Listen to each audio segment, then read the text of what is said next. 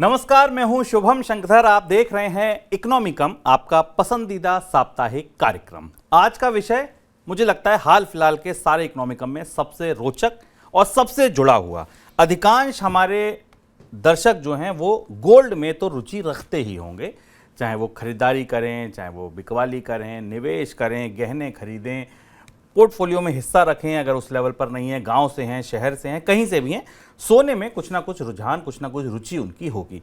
आज का इकोनॉमिकम गोल्ड पर है, सोने पर है। अच्छा, सोने में रुचि रखने वाले लोग सबसे ज़्यादा जानना समझना क्या चाहते होंगे? मुझे लगता है कि अगर एक आम भारतीय से पूछे तो ये जानना चाहता होगा, भैया सोना कितना महंगा होगा, या अगर सोना बहुत तेज़ी से महंगा हो रहा है तो ये महंगा हो क्यों रहा है।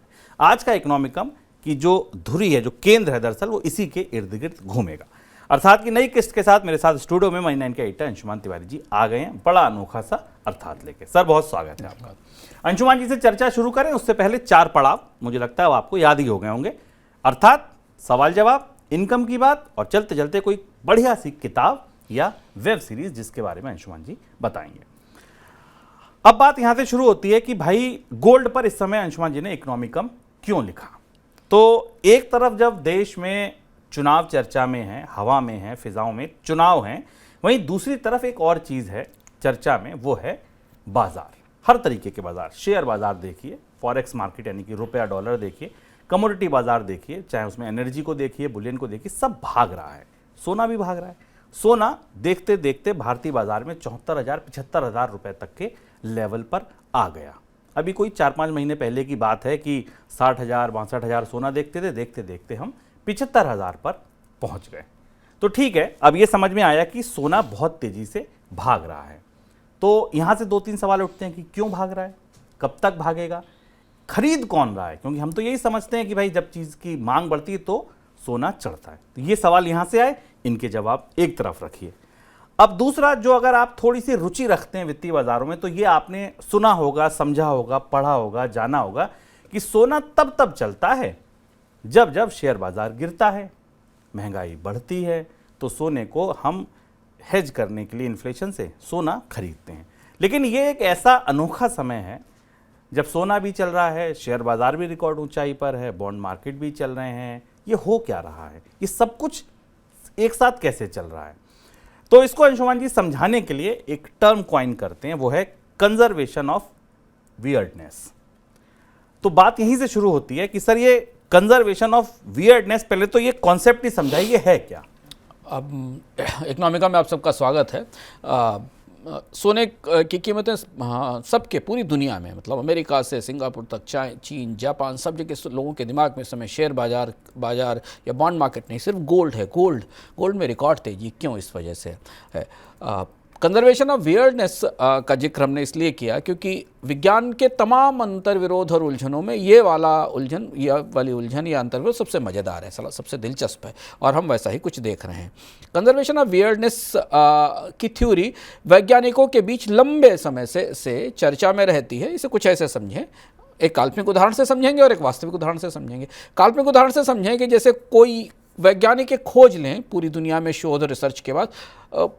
सदियों से इसकी कोशिशें चल रही हैं, पिछले 1000-1500 साल से तो अलग अलग तरीके के अनुमान और कोशिशें चल रही हैं कि इजिप्ट के विशाल पिरामिड कैसे बनाए गए थे, इन्हें किसने बनाया था, क्या तकनीक थी, ये चट्टानें कैसी लाई गई थी, इतना ऊंचा पिरामिड कैसे बनाया गया था, या ब्रिटेन का जो फेमस स्टोनहेंज है जिसकी आप तस्वीरें देखते होंगे, इसे कैसे बनाया गया था, इसकी तकनीक क्या थी। अचानक ये कहीं से पता चल जाए, शोध और रिसर्च से स्थापित हो जाए कि ये कैसे बनाए गए थे। लेकिन तब तक आप ये माने कि ये रहस्य सुलझ गया, अंततः दुनिया का इस रहस्य का नतीजा आपके सामने आ गया। तब तक अचानक दूर अंतरिक्ष में गया कोई टेलीस्कोप या कोई उपग्रह आपको ये फोटो भेज दे कि पिरामिड और स्टोनहेंज जैसी रचनाएं तो मंगल ग्रह पे भी देखी गई हैं। अब ये रहस्य सुलझना हुआ, ये उलझना हुआ। यही है कंजर्वेशन ऑफ वियर्डनेस। ये कभी ना रुकने वाला चक्कर है जिसमें कि आप रहस्य सुलझते नहीं, उलझते चले जाते हैं। इसे हकीकत से समझते हैं। तो काल्पनिक बात हो गई। नासा का हबल टेलीस्कोप दुनिया की सबसे अनोखी और अद्भुत रचना है। इसके ऊपर डॉक्यूमेंट्रीज भी हैं नेटफ्लिक्स में, हम आपको रिकमेंड भी करेंगे, अगर आप चाहें तो उसे देख सकते हैं, जिसको हम बाद में बताने वाले थे, हमने आपको भी बता दिया। हबल टेलीस्कोप ने 2022 में एक अनोखा वाकया रिकॉर्ड किया। सबसे दूर तक अंतरिक्ष की तस्वीरें लाकर देने वाला ये सबसे दूर तक जिस आकाशगंगा में हम हैं और इससे बगल की गैलेक्सी तक जा की तस्वीरें लाकर देने वाला दुनिया का सबसे बड़ा टेलीस्कोप है। इसने एक बहुत अनोखा वाक़या रिकॉर्ड किया 2022 में। इसने देखा कि पृथ्वी से करीब करीब 3 करोड़ लाइट ईयर्स, 3 करोड़ प्रकाश वर्ष दूर एक छोटी सी गैलेक्सी है जिसको डॉफ गैलेक्सीज कहते हैं, बॉनी गैलेक्सी कहते हैं, जिसका नाम है हेंज 210। इस गैलेक्सी की एक तस्वीर इस हबल टेलीस्कोप ने भेजी।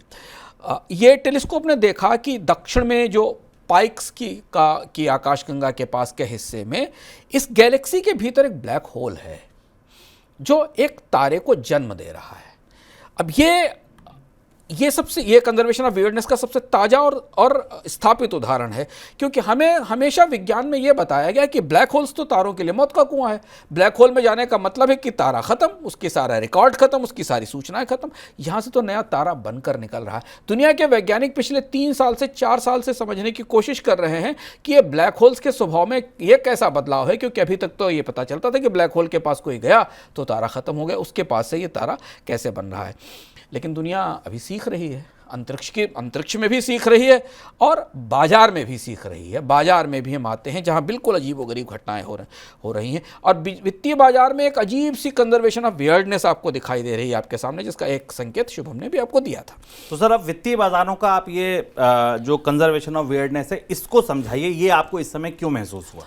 इस बाजार के अगर आप शागिर्द हैं हमारे तरह, जैसे इसको सीखने की, पढ़ने की, समझने की कोशिश करते हैं, तो आप भी ये पढ़ते आए, हम भी पढ़ते आए, बाकी लोग समझते आए कि अब सोना, बॉन्ड और शेयर बाजार एक साथ कभी नहीं बढ़ते। ये तीनों अलग अलग दिशा में गति करने वाली शक्तियां हैं या उपकरण हैं। इनमें से एक बढ़ेगा तो एक घटेगा, एक कमजोर होगा तो एक ऊपर जाएगा, क्योंकि तीनों एक दूसरे की विरोधी हैं।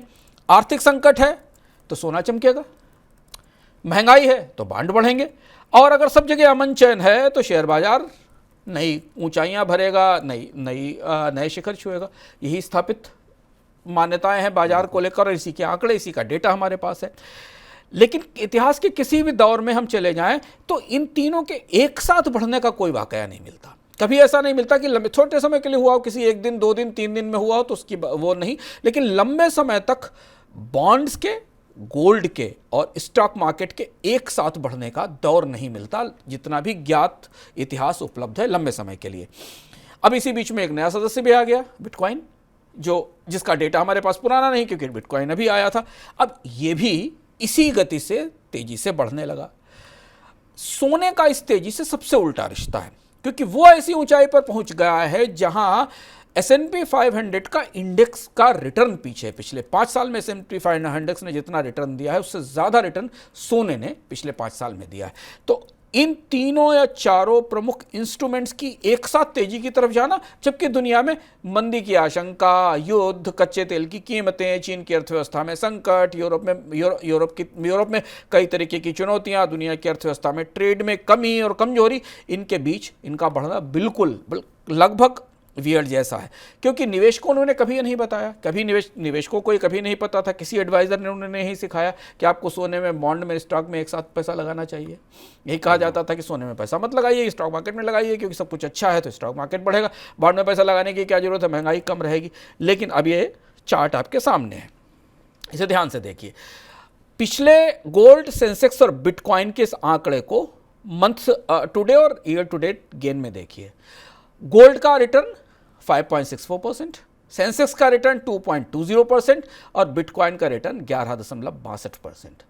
तीनों के तीनों एसेट क्लास अगर एक साथ बढ़ रहे हैं तो कुछ ना कुछ तो असामान्य कहीं ना कहीं हमें दिख रहा है। ये आंकड़ा मार्च तक का है, मार्च तक का आंकड़ा है ये। बिल्कुल। अच्छा, स्टॉक मार्केट का तो समझ में आता है शुभम कि छोटे निवेशकों का पैसा आ रहा है, आप जानते हैं SIP फंड्स का पैसा जा रहा है, हेज फंड का पैसा है, पेंशन फंड्स का पैसा, यानी यहाँ पूंजी आने का प्रभाव बना हुआ है। भले ही कहीं ना कहीं से पैसा से पूंजी आ रही है और ये फंड्स मार्केट में पैसा डालेंगे ही कि उनके पास फंड्स है, तो बाजार में लोगों को निवेश का फंड मिल रहा है और इसलिए बाजार आगे बढ़ रहा है। तो ठीक है, अगर कर्ज महंगा हुआ तो बचते तो कहीं ना कहीं उसे घूमकर शेयर बाजार में ही आएंगी, जैसे कि भारत में म्यूचुअल फंड से फरवरी में 26,000 करोड़ रुपए का निवेश किया बाजार में। लेकिन बिटकॉइन में तेजी इसलिए लौटी, आप समझ सकते हैं कि अमेरिका में जो सेबी का का जैसा ही संस्था है SEC, उसने बिटकॉइन में निवेश की इजाज़त दे दी और यहाँ पर फंड्स का निवेश शुरू हो गया। लेकिन इन सब के बीच सोने की तेजी दुनिया में सबसे सनसनीखेज है। सनसनीखेज इसलिए कि शब्द ध्यान दीजिएगा, वाक्य ध्यान दीजिएगा, इसके बारे में आगे आपको बताएंगे। सोने की तेजी इसलिए सनसनीखेज है कि दुनिया में सबको यह पता है, हर व्यक्ति को पता है कि सोने की आपूर्ति कितनी है। 1-1 ग्राम सोने की आपूर्ति का हिसाब दुनिया के पास मौजूद है, सबको पता है। तो सोने की मांग कितनी है और सोने की आपूर्ति कितनी है, इसका हिसाब कहीं से छिपा नहीं। शेयर तो छापे जा सकते हैं, बिटकॉइन तो ढूंढे जा सकते हैं, बॉन्ड्स तो जारी किए जा सकते हैं, पर सोने की मांग और आपूर्ति का हिसाब खुली किताब की तरह पूरी दुनिया के सामने है कि कितना सोना ट्रेड करने के लिए, खरीदने के लिए मौजूद है। फिर भी ये तेजी, ये जो सोने में रिकॉर्ड तेजी है, ये कहाँ से आ रही है और कितनी ये चौंकाने वाली है, ये सबसे महत्वपूर्ण तथ्य है सोने की तेजी का। सर, एक चीज पहले यहाँ समझना चाहेंगे, तेजी पे हम बात करें। क्या इस समय जो सोने के लिए दीवानगी है, क्या वो पूरी दुनिया में एक से ये कोई खास मुल्क है जहां से केवल सोने की खरीदारी की जा रही है? बड़ी दिलचस्प जानकारियां सोने को लेकर, गोल्ड को लेकर हमारे पास हैं। अमेरिका में एक कंपनी है जिसका नाम है कॉस्टको ऑनलाइन रिटेल कंपनी है। जब हाल फिलहाल के हफ्तों में सोने की कीमत ने $2300 ट्रायंस वाला जो लेवल था पार किया और रिकॉर्ड तेजी पर पहुंची, तो स्टॉक और बिटकॉइन भी पीछे हो गए और सोने की मांग में तेज बढ़ोतरी हुई। कॉस्टको ऑनलाइन सोने की रॉड्स बेचती है, छड़ें बेचती है। $2000 से ऊपर जब सोना निकलना शुरू हुआ तो अमेरिका में कॉस्टको से सोने की खरीद, ऑनलाइन खरीद में रिकॉर्ड बढ़ोतरी हुई। अमेरिका में मजाक हो रहा है कि अगर आपको बर्गर लेना है, पिज्ज़ा लेना है या फास्ट फूड लेना है तो आपको निकलकर शॉप तक जाना पड़ेगा, पर सोना आपके घर आ जाता है, चलकर अपने आप आ जाएगा। वेल्स फार्गो का एक ताज़ा अध्ययन आया जिसके बाद से कॉस्टको के कामकाज पर लोगों की निगाहें गई कि कॉस्टको हर महीने $200 मिलियन का सोना बेच रही है, ऑनलाइन लोगों के घर पहुंचा रही है। अब ताज़ा आंकड़ा आपके सामने है। S&P 500 के 5 साल से के रिटर्न से ज़्यादा रिटर्न सोने में मिला है। सोने ने 5 साल में करीब 81.65% का रिटर्न दिया है। इतनी सनसनीखेज तेजी सोने के इतिहास में कभी नहीं देखी गई। अब ऐसा क्यों हो रहा है? आपको एक इकोनॉमिकम याद होगा, उसका थंब आपकी स्क्रीन पर, अगर नहीं है तो जाकर सुपर ऐप पर या यूट्यूब पर जाकर दोबारा देख लीजिए। हमने आपको बताया था पिछले साल कि सोने में आग कहाँ से शुरू हुई और कैसे लगाई गई और क्यों बढ़ती जानी है, तो हम उस चर्चा में नहीं जाएंगे क्योंकि वो चर्चा हमने विस्तार से की थी। लेकिन फिर भी मौके और दस्तूर के मुताबिक इतना बताना आपके लिए ज़रूरी है कि दुनिया के केंद्रीय बैंक दबाकर, सेंट्रल बैंक दबाकर सोना खरीद रहे हैं और वो भी अब तक की सबसे ऊंची कीमत पर खरीद रहे हैं। आमतौर पर कीमत बढ़ने के साथ सोने की मांग कम होनी चाहिए, पर कीमतें जिस तेज़ी से बढ़ रही हैं, केंद्रीय बैंकों की खरीद में उतनी ही तेज़ी आ रही। चीन ने केंद्रीय बैंकों की खरीद का आंकड़ा आपके सामने है, जनवरी 2024 तक का आंकड़ा है। सोने की कीमतें पिछले 2022 से लगातार बढ़ी हैं और उसके साथ ही दुनिया के बैंकों ने, केंद्रीय बैंकों ने, reserve bank, bank of China, Russia के बैंक, टर्की के बैंक्स ने सोने की खरीद की है, जो आमतौर पर कहीं तर्कसंगत नहीं दिखाई देती कि बढ़ती हुई कीमत पर सोने की खरीद क्यों की जाए। चीन लगातार 17 महीने से सोने की खरीद कर रहा है, लगातार 17 महीने से। चीन के गोल्ड का डेटा देखिए, गोल्ड रिजर्व 2022-2023 के बाद चीन की खरीद देखिए पिछले एक साल में 2023 से 2024 की शुरुआत तक कहाँ से कहाँ पहुँच गई। अब जैसे अमेरिकी सोना खरीद रहे हैं ना शुभम, वैसे ही चीनी भी सोना खरीद रहे हैं, क्योंकि चीन में युआन में तेज गिरावट आई है, चीन की मुद्रा में लगातार अवमूल्यन हुआ है और इसलिए चीन में सोने की रिटेल खरीद में, रिटेल डिमांड में बढ़ोतरी आई है। चीन के स्थानीय अखबारों में खबरें छप रही हैं कि जो उसके प्रमुख ज्वेलरी बाजार हैं वहाँ ग्राहकों की बड़ी भारी भीड़ है। नए साल पर चीन में नए साल पर सोने की खासी खरीद हुई है। इसी बीच इजराइल और ईरान युद्ध शुरू हो गया। पहले तो इजराइल और हमास का युद्ध दिखाई दे रहा था, इसलिए पूरी दुनिया में सोने के ग्राहक आ गए, क्योंकि अब उनको दिख रहा है कि सोना ही सबसे बड़ा हेज है। और इसलिए आप ज्वेलरी की डिमांड का ताज़ा आंकड़ा देखिए दुनिया के बाजारों में कि ज्वेलरी की डिमांड में किस तरीके की बढ़ोतरी। भारत केवल एक ऐसा बाजार जिसमें 2023 में ज्वेलरी की डिमांड में कमी आई कीमतें बढ़ने के कारण, लेकिन अगर आप बाकी बाजारों में देखें तो ज़्यादातर बाजारों में हमें सोने की मांग में बढ़ोतरी दिखाई दे रही है। तो ये पूरी जो दीवानगी है न केवल भारत में, अमेरिका में, चीन में, सब जगह तेजी से बढ़ रही है। सर, केंद्रीय बैंकों का क्या रोल है यहाँ पर? देखिए, अब अंदर की बात समझते हैं सोने की तेजी को लेकर कि ठीक है, आम लोग तो पैनिक में खरीद सकते हैं, उनको दिखाई देता है कि चलो सोना, महंगाई बढ़ रही है, बॉन्ड भी महंगे हो रहे हैं, सोने में खरीद को रख लिया जाए। सोने में का लालच है, सोने पर विश्वास पूरी दुनिया में एक जैसा है, हर सभ्यता में, चाहे आप अरब में जाएं, मध्य पूर्व में जाएं, यूरोप में जाएं, भारत में जाएं, सब जगह सोने में है। लेकिन केंद्रीय बैंक जो कागजी मुद्रा के गारंटर हैं, जिन्हें सॉवरेन करेंसी का या करेंसी की गारंटी देनी होती है, वो ऐसे क्यों बौरा गए? वो इस तरह से सोना क्यों खरीद रहे हैं? और अगर वो खरीदना शुरू करें तो बात कुछ ज़्यादा चिंताजनक हो जाती, उत्साह बढ़ाने वाली नहीं होती, क्योंकि उन्हें पता है कि दुनिया में सोने की आपूर्ति सीमित है, सोने की सप्लाई सीमित है। सोने के ट्रेंड लाइन को देखिए करीब से। हुआ ये कि बैंकों ने इस वक्त को शायद पहले भांप लिया था, हमने पिछले साल इकोनॉमिक में आपको बताया भी था कि खुदरा उपभोक्ताओं को सोने पर दांव लगाने का मर्म अब समझ में आया। बैंकों ने यह बात 1-1.5 साल पहले समझ ली थी और बैंक इस तेजी को बढ़ाते हुए यहां तक ले आए जहां खुदरा उपभोक्ताओं की पहुंच से सोना बाहर हो गया। उन्होंने इसे पहले समझ लिया था। बीते 6 महीने में दुनिया में युद्धों के बीच में कई सारी नई जानकारियां सामने आई हैं, जिससे यह दिखाई दे रहा है कि क्या सोने में खरीद की दीवानगी या बेचैनी या सोने में खरीद के पीछे बैंकों और आम लोगों के दौड़ने की सबसे बड़ी वजह है। बाजार के लोग कहते हैं कि सोने में तेजी का लंबा दौर अप्रत्याशित तौर पर ही आता है, क्योंकि निवेश के 1000 मौके बाजार में उपलब्ध हैं। सोने में आखिरी में ही पैसा लोग लगाते हैं। बाजार में रियल एस्टेट भी उपलब्ध है, स्टॉक मार्केट भी मौजूद है, बॉन्ड्स भी मौजूद हैं, कमोडिटीज़ भी मौजूद है। सोने में कमाई के लिए सबसे बाद में पैसा लगाया जाता है और सबसे लिमिटेड पैसा लगाया जाता है, क्योंकि लगता है कि इसका मूवमेंट बहुत तेज नहीं है, इतनी डिमांड नहीं है, क्योंकि इंडस्ट्रियल मेटल नहीं है, तो इसकी ये सीमित है। लेकिन अब दुनिया के बैंकर्स को ये समझ में आ रहा है कि ये धातु सारे निवेश के उपलब्ध विकल्पों पर भारी पड़ रही है, और ये समझना ज़रूरी है कि ऐसा क्यों हो रहा है। ये बात केवल बाजार में सोना खरीदने की नहीं है, कुछ और भी पीछे इसके है, जिसे हम आपको बताते हैं। सोना जुड़ा है सीधे सीधे मौद्रिक प्रणाली से। अंशुमान जी आगे लिख रहे हैं कि मौद्रिक प्रणाली में कुछ ऐसे बड़े बदलाव आ रहे हैं, दिख रहे हैं, जो इस पृष्ठभूमि को भी सेट कर रहे हैं कि सोना यहाँ से तेज और होगा, और जो तेजी आई है उसमें भी ये बदलाव कहीं ना कहीं बड़ी अहम भूमिका निभाते हैं। सर, ये क्या बदलाव हैं? ये बड़े घटनाक्रम हैं जिन्हें शायद आप अपनी जेब पर उनका असर तो महसूस कर रहे हैं, पर शायद समझ नहीं पा रहे हैं, क्योंकि यही वित्तीय बाजारों की जटिलता है, उनकी कॉम्प्लेक्सिटी है कि आप महसूस तो कर रहे हैं उस चीज़ को, लेकिन आपको उसकी वजह नहीं समझ में आ रही। आइए हम कुछ आंकड़े आपको महत्वपूर्ण बताते हैं ऐसा क्यों हो रहा है, और आपको लगेगा एक बेहद अंतर विरोध है। कंजर्वेशन ऑफ वियर्डनेस का ध्यान रखिएगा। बहुत सारी वियर्ड चीज़ें आपको पता चलेंगी वित्तीय बाजारों में हो रही। अमेरिका में मनी सप्लाई को M2 कहते हैं, और M2 का आंकड़ा, अमेरिकी बाजार का आंकड़ा सनसनीखेज है और हर तंगेज का आंकड़ा है। अमेरिका के M2 को हमेशा इसलिए करीब में रखा जाता है क्योंकि अमेरिका दुनिया भर को डॉलर सप्लाई करता है छापकर। डॉलर दुनिया की फिएट करेंसी है, खरीद में ट्रेड में डॉलर का इस्तेमाल होता है।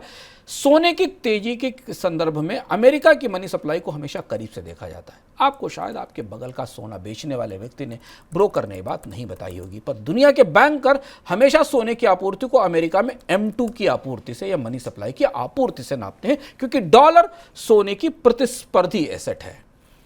डॉलर इंडेक्स ऊपर तो सोना नीचे, सोना ऊपर तो डॉलर इंडेक्स नीचे। पर इस बार ऐसा नहीं हो रहा है, सोना भी ऊपर है, डॉलर इंडेक्स भी ऊपर है। लगातार अगर आप मनी सेंट्रल देख रहे होंगे तो आपको बता रहे हैं कि दोनों ऊपर है। तो इसलिए दुनिया के बैंकर हमेशा सोने के मूल्य को, सोने की संभावनाओं को अमेरिका में मनी सप्लाई से M2 से नापते हैं। अब M2 का आंकड़ा देखिए। अमेरिका की मनी सप्लाई में नोट यानी करेंसी, जो पेपर करेंसी है, सिक्के, travellers cheques, saving deposits, $1 lakh से कम के टाइम डिपॉजिट, फिक्स डिपॉजिट जिनको हम अपने FD कहते हैं, वो टाइम डिपॉजिट, और जो रिटेल और मनी मार्केट के म्यूचुअल फंड हैं, ये सब अमेरिका के M2 मनी सप्लाई का हिस्सा हैं। अब ये चार्ट देखिए और आंकड़ा देखिए। सन 2000 से 2024 के बीच, बहुत ध्यान से आंकड़े को देखिएगा, हम रोक के बताते हैं आपको। सन 2000 से 2024 के बीच में अमेरिका में M2 यानी मनी सप्लाई 5 गुना बढ़कर $4.66 ट्रिलियन से $20.86 ट्रिलियन हो गई। यह है अमेरिका की मनी सप्लाई की ग्रोथ जो दिखाई दे रही है। यानी अमेरिका में इतनी करेंसी छापी गई, उसे बांटा गया, उसे प्रवाह किया गया। 2000 से 2020 तक का आंकड़ा, जिसमें सबसे तेज ग्राफ कर्व आपको दिखाई देता है 2016-17 के बाद बढ़ता हुआ। आमतौर पर यह माना जाता है कि सोने की कीमत तो मनी सप्लाई के संतुलन में चलती है। यदि सोने की कीमत मनी सप्लाई से ज़्यादा बढ़ी है तो सोने में गिरावट की संभावना है, और यदि सोने की कीमत और मनी सप्लाई ज़्यादा है तो सोने की कीमत कम है तो सोना और महंगा होगा। अब आप इस चार्ट को करीब से देखिए। इस चार्ट में तो आपको वो रिश्ता समझ में आएगा कि क्यों सोने में इतनी तेजी की संभावना, रिकॉर्ड तेजी के बाद भी सोने में और तेजी की संभावना क्यों दिखाई दे रही।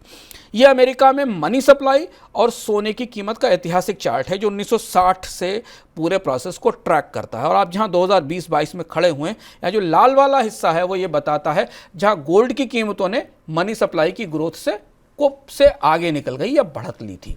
यानी गोल्ड में करेक्शन का खतरा है, गोल्ड की कीमतों में कम होने की संभावना है। जबकि नीचे का जो ग्रीन बार है ये दिखाता है कि गोल्ड की कीमत मनी सप्लाई से पीछे थी, मनी सप्लाई में बढ़ोतरी से कम थी, यानी गोल्ड की कीमतें बढ़ने की संभावना है। जहां आप खड़े हैं 2022 के बाद, देखिए ये जो पीली लाइन है ये कहाँ मूव कर रही है, और ये जहां मूव कर रही है ये इस बात की तरफ इशारा कर रही है कि सोने की कीमतों में तेजी अभी आगे बची है और आई है। और यही वजह है कि अगर आप पिछले 2 साल से चार्ट देखें, इस चार्ट को दोबारा देखें, अगर आप पिछले 2 साल का शुभम चार्ट देखें तो 2 साल से सोने की कीमतें लाल वाले बार से नीचे हैं, बिल्कुल नीचे। और इसीलिए सोने मनी सप्लाई और सोने के रिश्ते में जो लाल वाले बार से नीचे पीली लाइन दिख रही है, और यही वजह है कि सोने की कीमतों में लगातार 2 साल से तेजी बनी हुई, जबकि बॉन्ड भी बढ़ रहे हैं, जब स्टॉक मार्केट में भी बढ़ोतरी हो रही, उसके बाद भी बढ़ोतरी दिखाई दे रही है। अब हम आते हैं दूसरे कारण पे।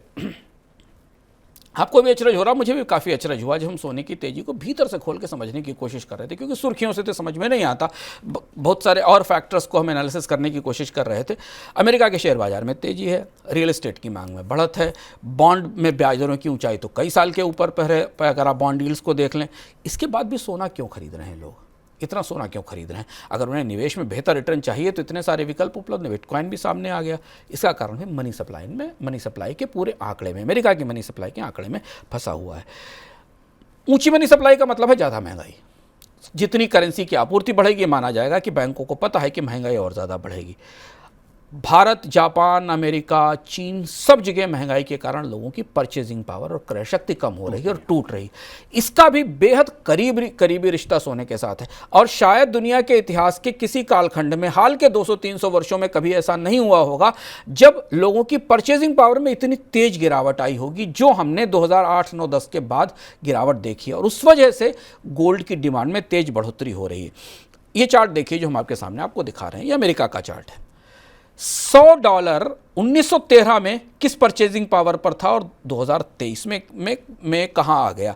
2000 के बाद से लोगों की परचेजिंग पावर करीब 50% टूट गई। यानी 20 साल पहले जितना सामान खरीदने के लिए आपको $100 देने पड़ते थे, अब उतने के लिए $150 देने पड़ते हैं। और 1913 से हिसाब लगाएं तो जब फेडरल रिजर्व बना था, 1913 की तारीख इसलिए महत्वपूर्ण है कि इसी साल फेडरल रिजर्व की स्थापना हुई थी। तब से लोगों की क्रय शक्ति तो 90% से ज़्यादा घट चुकी है।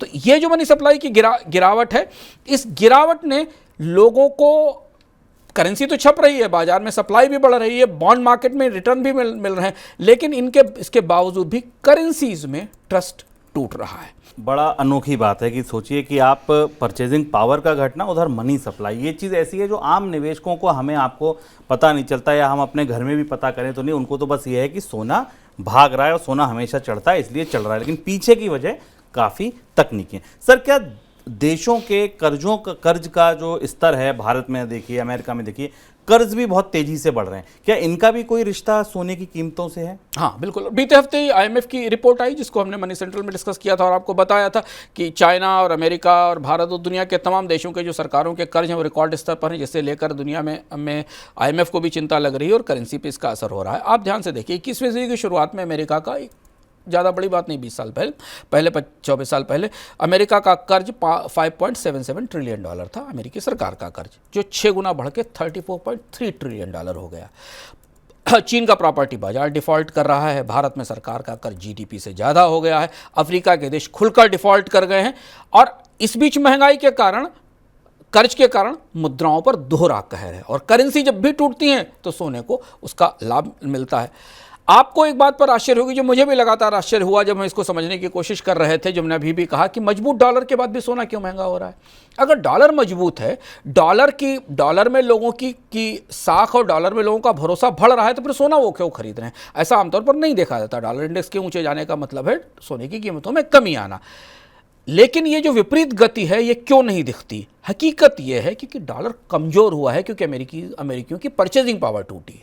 ये जो कृत्रिम तेजी आपको डॉलर में मजबूती दिखाई दे रही है ये ब्याज दर बढ़ने के कारण है। ब्याज दरें अमेरिका में बढ़ी हैं, बॉन्ड यील्ड्स ऊपर हैं, उससे परचेजिंग पावर में कोई फर्क नहीं पड़ा। इसलिए डॉलर कृत्रिम रूप से तो मजबूत दिख रहा है पर वास्तविक रूप से कमजोर है। और यही वजह है कि अमेरिकी कॉस्टको से सोने की खरीद कर रहे हैं, क्योंकि वो अपनी जेब पर इसका असर महसूस कर रहे हैं।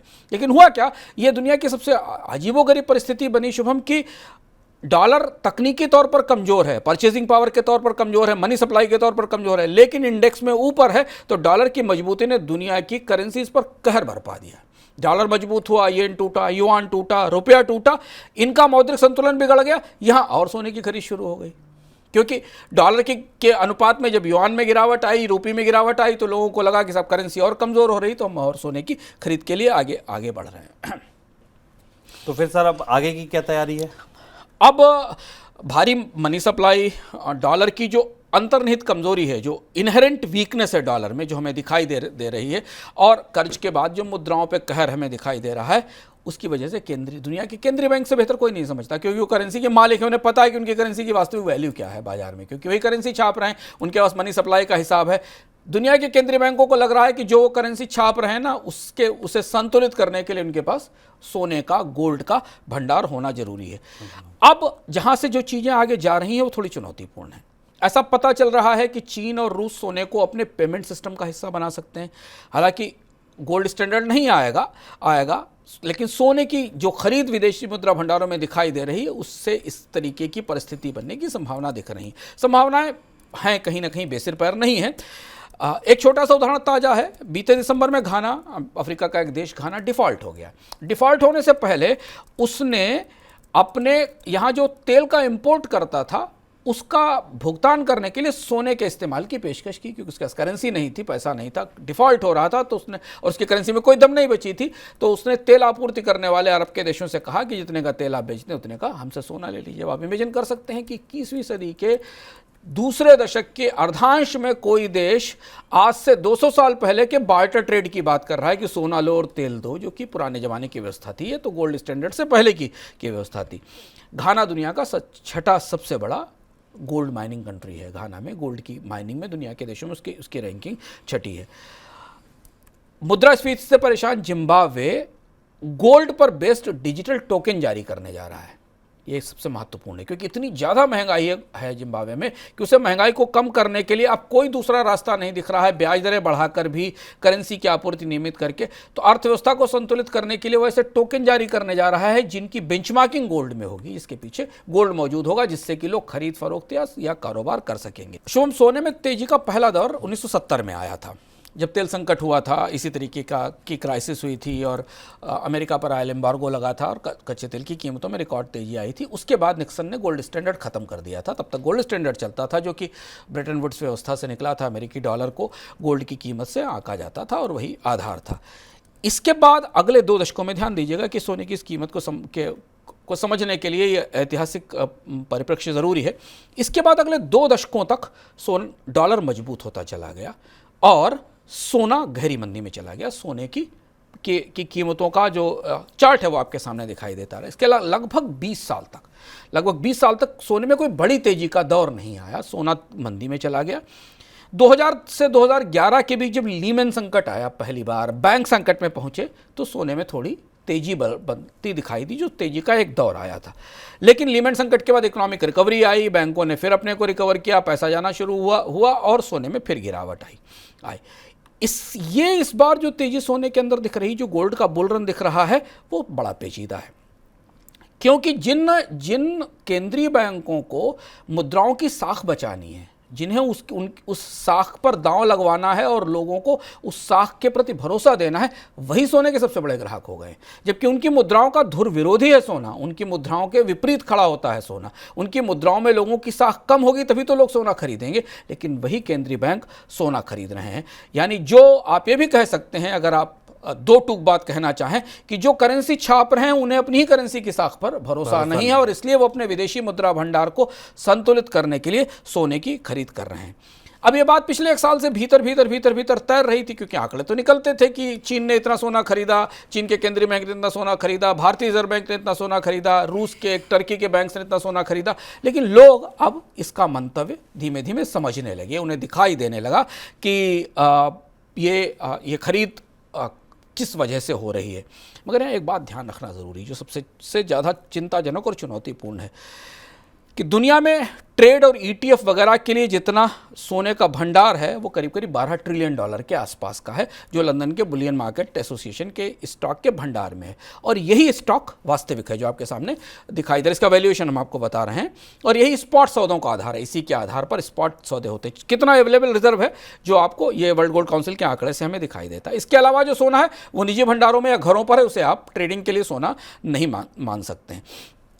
बाजार में सोने की औसत सालाना आपूर्ति और मांग करीब करीब बराबर है। इस चार्ट को ध्यान से देखिए और फिर आप इस तेजी के भीतर देखिए कि गोल्ड की सप्लाई और मांग का जो पूरा चार्ट है 2022 से लेकर 2023 के बीच में हमने बताया कि माइन से कितना आता है, टोटल सप्लाईज कितनी आता है, ज्वेलरी फैब्रिकेशन के लिए कितनी डिमांड होती है और कितना आता है। इसमें आंकड़े को ध्यान में देखिए। वर्ल्ड गोल्ड काउंसिल के इस आंकड़े के हिसाब से आपको दिखाई देगा कि आमतौर पर शुभम जितना सोना बाजार में उपलब्ध होता है और जितने की मांग है वो बिल्कुल बराबर है। कोई अतिरिक्त आपूर्ति उपलब्ध नहीं है जब तक कि कोई बड़ा सोने का स्टॉकिस्ट यानी केंद्रीय बैंक जो कि सबसे बड़ा स्टॉक रखते वो बाजार में बेचना ना शुरू करें। किसी को नहीं पता है कि सोने की मांग जिस तरह से बढ़ रही है, कीमतें जिस ऊंचाई पर हैं, उसे पूरा करने के लिए सोने की आपूर्ति कहां से होगी, इतना गोल्ड आएगा कहां से। कोई नहीं कह रहा है, पर कानों कान लोग कह रहे हैं कि तेजी बबल भी है, ये स्पेकुलेटिव भी है। बट इसे बबल मानने से पहले जरा रुकिए, क्योंकि बबल आमतौर पर दूसरे तरह से बनते हैं। लेकिन अगर ये बबल है और ये फूटता है शुभ, तो फिर सबसे ज़्यादा नुकसान किसको होगा? केंद्रीय बैंकों को। दुनिया के सबसे बड़े गोल्ड बायर्स को सबसे बड़ा नुकसान होगा। दुनिया के सबसे बड़े बायर्स तो सेंट्रल बैंक हैं, उन्हीं ने सोने में तेजी तैयार की। पिछले 2 साल से सोने रिकॉर्ड खरीद कर उन्होंने सोने की कीमतों को आज $2300 से ऊपर पहुंचा दिया। तो अगर ये सोना यहां से करेक्ट होता है, गिरता है, टूटता है, इसमें 20% 25% का करेक्शन आता है, तो लोगों से ज्यादा तो नुकसान दुनिया के मौद्रिक सिस्टम को हो जाएगा, दुनिया के बैंकों को हो जाएगा।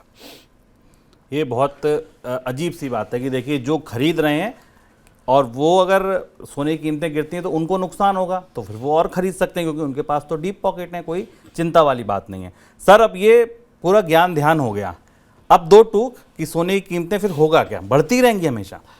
कहना मुश्किल है, क्योंकि जो हमने आपको बताया ना कि सोने की कीमतें जिन वजहों से बढ़ती हैं वो सारी वजहें भी उपलब्ध हैं और उनकी कीमतें भी बढ़ रही हैं। डॉलर भी मजबूत, डॉलर इंडेक्स भी ऊपर है, स्टॉक मार्केट भी और रियल एस्टेट भी और बॉन्ड में सब में तेजी दिखाई दे रही।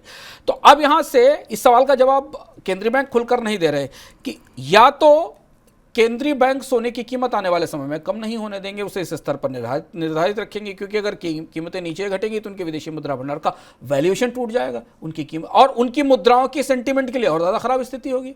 अगर मान लीजिए आज भारत के विदेशी मुद्रा भंडार में जो गोल्ड की स्थिति और गोल्ड का लिहाज से 20% 25% करेक्ट हो जाता है तो विदेशी मुद्रा भंडार का वैल्यूएशन में गिरावट होगी, उसका असर मुद्राओं के सेंटीमेंट पर पड़ेगा। तो केंद्रीय बैंक, कहीं ऐसा तो नहीं है कि केंद्रीय बैंक सोने की खरीद करके और दुनिया का में कर्ज का और महंगाई का और मनी सप्लाई का मारा ये पूरा मौद्रिक सिस्टम सोने के किसी पुरानी कहावत में कहा जाए तो सोने के ऐसे बर्तन में हाथ फंसा दिया जहां से वो ना हाथ निकाल पा रहा है ना उसे छोड़ पा रहा है। जैसे छोटे मुंह के बर्तन में हाथ फंस जाता है, उसके बाद उसको निकालने की मुश्किल होती है, वो स्थिति तो नहीं हो गई है।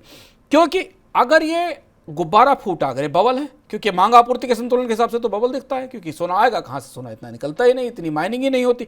क्योंकि अगर ये बबल फूटा तो फिर तो उनकी मुद्राओं की बुरी हालत हो जाएगी और इसलिए सोने में की तेजी में कोई बड़े करेक्शन की संभावना तो फिलहाल नहीं दिखाई देती। अगर बहुत तेज ऊपर नहीं जाएगा तो केंद्रीय बैंक फिलहाल अपने विदेशी मुद्रा भंडारों की सेहत को संतुलित रखने के लिए कीमतों को यहां तक बनाकर रखेंगे और कीमतें कम तभी होंगी जब ये प्रमुख बैंक बाजार में सोना बेचना शुरू करेंगे। एक दौर था वो, याद होगा आप लोगों को जो सोने को करीब से देखते हैं, आज से 20 साल पहले 15 साल पहले बाजार में केंद्रीय बैंक ही सोना सबसे ज़्यादा बेचते थे, खाली करते थे और उसके बाद 2010-11 के आसपास केंद्रीय बैंकों ने सोना बाजार में बेचा था और बाजार में सोने की आपूर्ति हुई थी। तो गोल्ड अब एक बड़े फिक्स में है, सोना एक बड़ी सी पहेली के बीच में उलझ गया जिसमें बहुत सारी परिस्थितियां एक साथ ऐसी हैं जहां सोने की तेजी में कम होने की गुंजाइश नहीं दिखाई दे रही। इसलिए सिटी जैसे दुनिया के जो प्रमुख बैंक हैं वो सोने की कीमतों में लगातार तेजी बने रहने की, $3000 तक जाने की संभावनाएं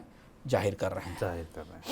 तो ये है दरअसल तेजी के पीछे सोने की पूरी कहानी। सर आगे बढ़ते हैं, सवाल जवाब का सिलसिला शुरू करते हैं। साहिल का पहला सवाल, ईरान इराक युद्ध का बाजारों पर क्या असर होगा? इन्होंने कोई खास बाजार नहीं बताया, तो ओवरऑल मार्केट्स पर आप बताएं। ईरान और इजराइल का जो वार है वो है, उसमें दो जवाब दिए जा चुके हैं। ईरान के ठिकानों पर हमले के बाद ईरान का अटैक हो चुका और अब इजराइल ने उस पर शुक्रवार को अटैक कर दिया है। अब इसके बाद कच्चा तेल, सोना, ये दो महत्वपूर्ण चीज़ें हैं, दो महत्वपूर्ण कमोडिटीज़ हैं जिनकी कीमतों में पर दबाव लगातार दिखाई देगा, बढ़ोतरी दिखाई देगी। कच्चे तेल की कीमतों को लेकर काफ़ी आशंका है, क्योंकि अगर ये फुल स्केल वार होता है तो क्रूड की कीमत $100 से ऊपर निकल सकती है, जिसका असर भारतीय अर्थव्यवस्था पर, दुनिया की अर्थव्यवस्थाओं पर खासा नकारात्मक होगा। क्योंकि जब भी कच्चे तेल की कीमतों में इस तरीके की तेजी आती है, महंगाई और ज़्यादा भड़केगी। महंगाई से जूझने की कोशिश जो बैंक पिछले 2 साल से कर रहे थे, दुनिया के केंद्रीय बैंक कर रहे थे, उस कोशिश को तो अब पलीता लगी गया है। रवि का अगला सवाल है, वो पूछ रहे हैं कि देश में बेटिंग ऐप पर लगाम क्यों नहीं लग पा रही है?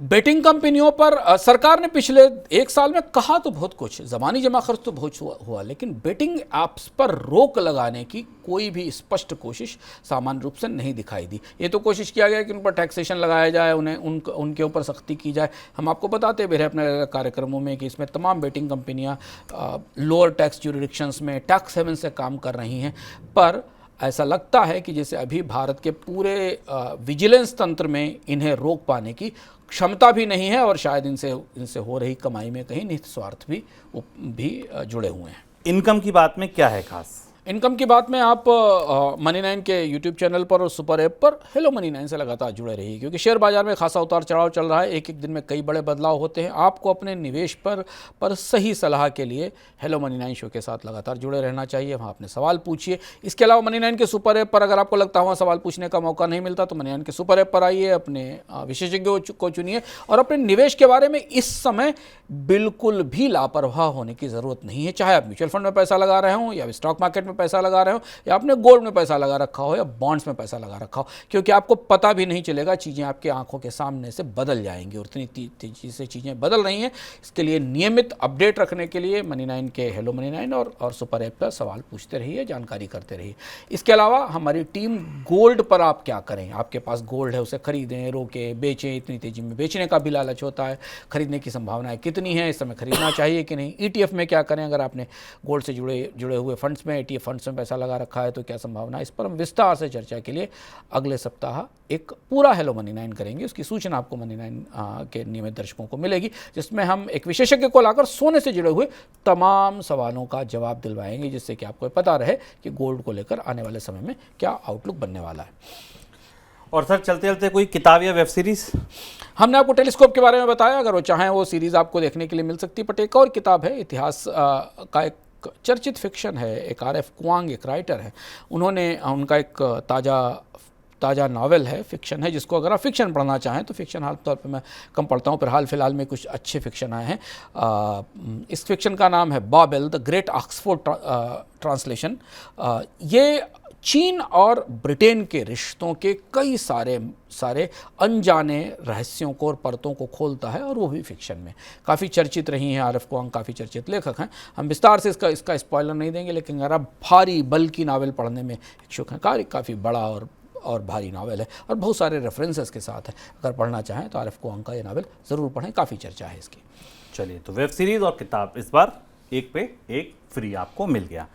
ये था हमारा इस हफ्ते का इकोनॉमिकम। पूरी उम्मीद है आपको पसंद आया होगा। बहुत सारे सवाल भी आपके दिमाग में आए होंगे। अपने सवाल सुझाव हमको ज़रूर भेजिए।